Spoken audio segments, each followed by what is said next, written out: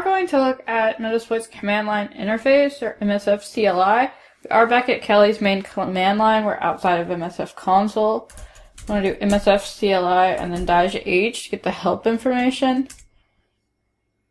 So what we want to do here is actually create our Metasploit module all in one line. So instead of doing use, module name, show options, set any relevant options one by one, set a payload, set any options for that, and then finally say exploit or run.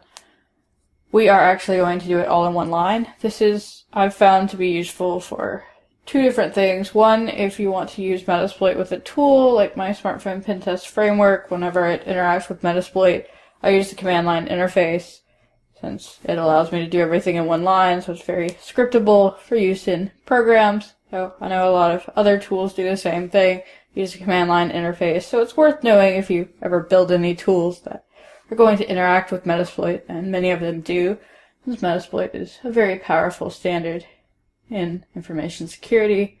Also, if you are building Metasploit modules, which again we will write one of our own in the exploit development section, if you are like me and make syntax errors when you are programming, which many programmers do, you will have to, if you use MSF console, you'll have to reload the entire module tree every time, which you can do from MSF console to take into account the changes you made when you try and fix the syntax. But with MSF CLI, you can just hit the up arrow to get the previous command, so I think it's a little bit faster. In general, it's a little bit slower, as you'll see, because it does, like I said, load the module tree every time we run it.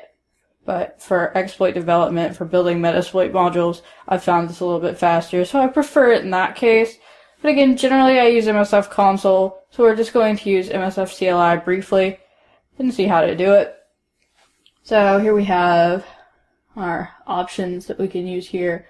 So basically, again, what we want to do is create our exploit or our auxiliary or our handler, anything we want to do with the Metasploit module all in one line. So we are going to set our options like this, option equals value. So instead of set option and then value with spaces, we'll just say option equals value. And then finally we'll put the mode. So we see all our modes down here. Some of them we've seen before, like options, payload, summary, that's like info, and targets.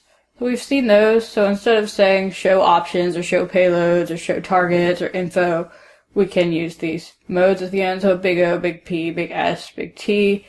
We also have execute, so that's like saying exploit or run, help, we're looking at that as it says. Some of the other ones we will see in the class, like advanced, we haven't seen those yet. Check, we'll see that. But we aren't going to need those here. So what we want to do first is come up with a module we want to use. Let's stick with that exploit Windows SMB MS08 _ 067 _ net API. So the same one we used previously when we did our MSF console exploit. I don't want to give away too many of the vulnerabilities that are actually here. We will work through finding them, so we'll just stick with this one that we know is here for now. And we can see our options with a big O, so we could ask it the options, but we know we also need to set a payload, and we are going to have to set options for that payload as well, so we can actually save ourselves a step if we just go ahead and ask what the payloads are. And we can skip all of these intermediate steps. In fact, if you're doing this inside of a script, you will.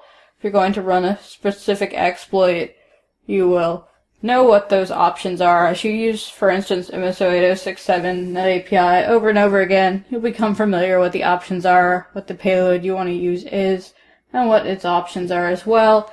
But there are many Metasploit modules, so it's always good to know how we can ask. So our goal here is to make it all one line in the end, but we can use these mode flags to help us out.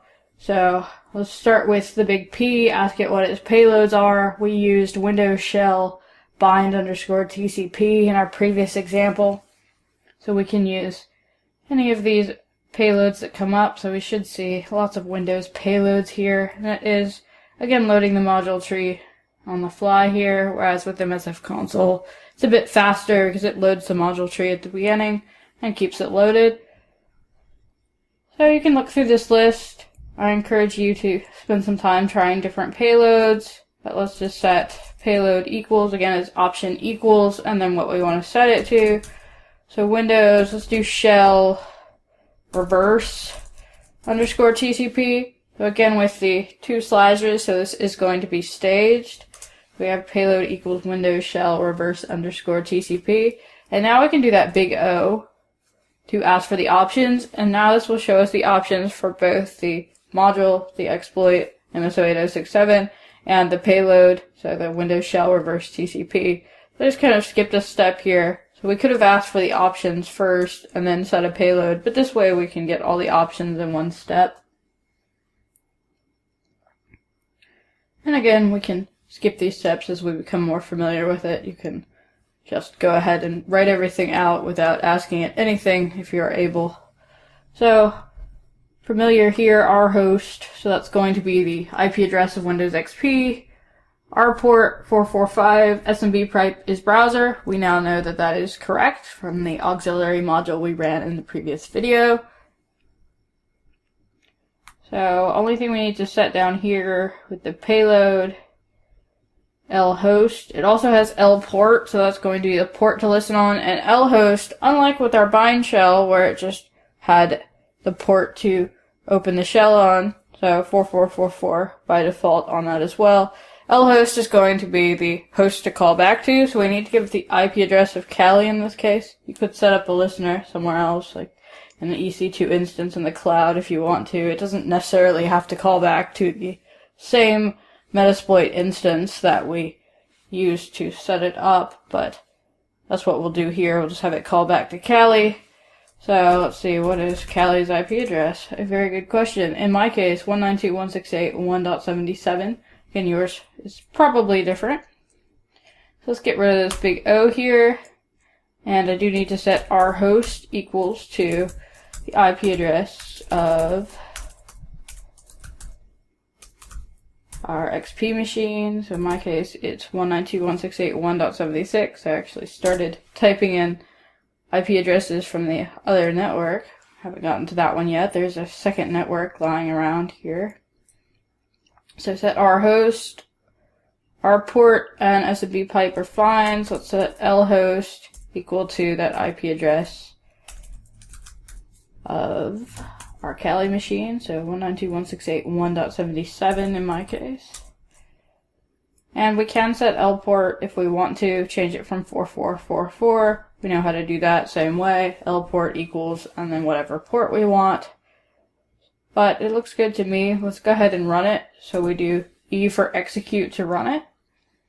So from here, it should work the same way as MSF console. It should set up a payload handler, this time for our reverse payload. Be able to handle the staged payload. But it does need to load the module tree first. So again, MSF console a little bit faster. And there we go. We should have a new shell here. So it's a slight thing with Metasploit. Occasionally it seems to not actually give us the prompt. So it should show us that C Windows System 32 here. Just go ahead and abort it with Control-C and try it again, see if it works this time. I don't see that happening with Meterpreter, and we will use Meterpreter extensively. But occasionally with the command shells that happens. I like to start with the command shells. See, there we go. See Windows System 32. So now we have a prompt, and we can start running system commands like net user. See our users. So any Windows commands that we want. We are system, so we should have access to everything. And, you can, again, Control-C to get rid of it. So, very similar to MSF console. Really the whole point is that we now have the ability to run things in one line, so we can script it. So, my main usage for it is for scripting inside of other programs when I want to talk to Metasploit. So I think it's worth knowing, but again, we will spend most of our time in our MSF console when we use Metasploit in this class.